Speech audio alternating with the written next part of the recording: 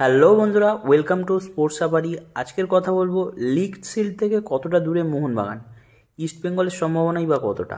তার আগে বলবো, তোমরা যারা আমার চ্যানেলে নতুন এসেছো তারা প্লিজ চ্যানেলটাকে একটা সাবস্ক্রাইব করে দেবে, ভিডিওটা ভালো লাগলে একটা লাইক করে দেবে, আর বন্ধুদের সাথে শেয়ার করতে বলবে না। তো চলো ভিডিওটা শুরু করা যাক। শনিবার কেরালা ব্লাস্টারের বিরুদ্ধে ম্যাচ জিতলে কি এই মরশুমে লিগ শিল্ড জিতে নিতে পারে মোহনবাগান? না, বুধবার পশ্চিমা ডার্বিতে এফসি গোয়া জয়ের পর তা আর সম্ভব নয়। লিগ শিল্ড জিততে তাদের বাকি 4 ম্যাচে 5 পয়েন্ট পেতে হবে। বুধবারের ম্যাচে গোয়া হারলে তা অবশ্যই হতো।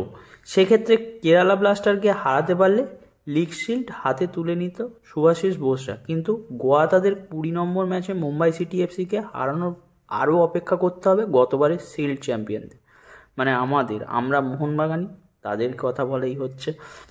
চলতি আইএসএল এর পয়েন্ট টেবিলে 20 ম্যাচে 46 পয়েন্ট নিয়ে শীর্ষে আমরা। 20 ম্যাচে 39 পয়েন্ট নিয়ে 2 নম্বরে এফসি গোয়া। বুধবার পশ্চিমা ডার্বিতে তাদের গতবারের কাপজয়ী মুম্বাই সিটি এফসির বিরুদ্ধে 3-1 গোলে জেতে গোয়া। হারের সত্ত্বেও মুম্বাই 20 ম্যাচে 31 পয়েন্ট নিয়ে 5 নম্বরেই আছে। রবিবার বেঙ্গালুরু এফসির কাছে 3 গোলে হেরে যাওয়ার লিগ শিল্ডের দৌড় থেকে প্রায় ছিটকে যাওয়ার মুখেই আছে জামশেদপুর এফসি। বুধবার এফসি গোয়া জেতায় তাই শিল্ড জয়ের দৌড়ে সবুজ মেরুন বাহিনীর সঙ্গে মূলত রয়েছে গোয়া দলটি। যদিও পয়েন্ট টেবিলের দিক থেকে তারা বাগান বাহিনীর চেয়ে বেশ পিছিয়ে। এছাড়াও জামশেদপুর দৌড়ে থাকলেও তাদের সম্ভাবনা ক্ষীণ। শনিবার কেরালা ব্লাস্টারকে হারাতে পারলে এমনিতেই সেরা 2-এর থেকে সরাসরি সেমিফাইনালে যাওয়া নিশ্চিত হয়ে যাবে মোহনবাগানের। কিন্তু তখনও লিগ শিল্ড জয় থেকে 2 পয়েন্ট দূরে থাকবে। এফসি গোয়া বাকি 4 ম্যাচে জিতলে সর্বোচ্চ 51 পয়েন্ট পাবে, আর লিগে তাদের শেষ ম্যাচে আবার মোহনবাগানের বিরুদ্ধেই। তাই কলকাতার দলের জিতে তারপরে 51 পৌঁছাতে হবে। তা পেরিয়ে গেলে তবে তাদের লক্ষ্য পূরণ হবে। এখন সেই ম্যাজিক ফিগার ছোঁয়ার অপেক্ষাতেই রয়েছে মোহনবাগান। তো মোহনবাগান শিল্ড জয়ের কাছাকাছি থাকলেও একেবারে উল্টো মেরুতে দাঁড়িয়ে রয়েছে তাদের চিরপ্রতিদ্বন্দ্বী ইস্ট বেঙ্গল। লিগ শীর্ষে সেরা 2 দলের থেকে সরাসরি সেমিফাইনালে যাওয়ার কোনো সম্ভাবনাই নেই। সেরা 6 থেকে লিগ শেষ করার জন্য তাদের বেশ অঙ্ক কঠিন। সেজন্য প্রথমত তাদের বাকি 5টি ম্যাচেই জিততে হবে।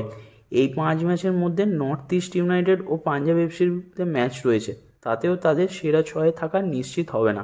যদি নর্থ ইস্ট ইউনাইটেড আরও 5 পয়েন্ট খোয়ায়, পাঞ্জাব এফসি যদি 3 পয়েন্ট খোয়ায়, যদি কেরালা ব্লাস্টার 7 পয়েন্ট এবং উড়িষ্যা 6 পয়েন্ট খোয়ায়, তাহলেই লাল হলুদ বাহিনীর পক্ষে সেরা 6-এ ওঠা সম্ভব হবে, যা বাস্তবে ঘটা বেশ কঠিন।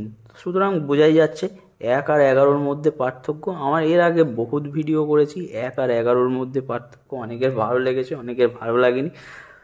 তো যতটা যার ভালো লেগেছে প্লিজ তারা লাইক করে দেবে। আবারও বলছি, তোমরা যদি আমার চ্যানেলে নতুন হয়ে থাকো তারা প্লিজ চ্যানেলটাকে একটা সাবস্ক্রাইব করে দেবে, আমাকে একটু সাপোর্ট করে দেবে। আর তোমাদের কি মতামত সেটা অবশ্যই কমেন্ট করবে, বন্ধুদের সাথে শেয়ার করতে ভুলবে না। আজকের মতন এইটুকুনি। জয় মোহনবাগান, আমরাই শিল্ড চ্যাম্পিয়ন হব। আবারও বলছি, আমরা এবারে কাপ চ্যাম্পিয়ন হব, আমরা সুপার কাপও নেব, সব কটাই, কোনোটাই কাউকে নিতে দেবো না। তো আজকের মতন এই পর্যন্তই, টাটা।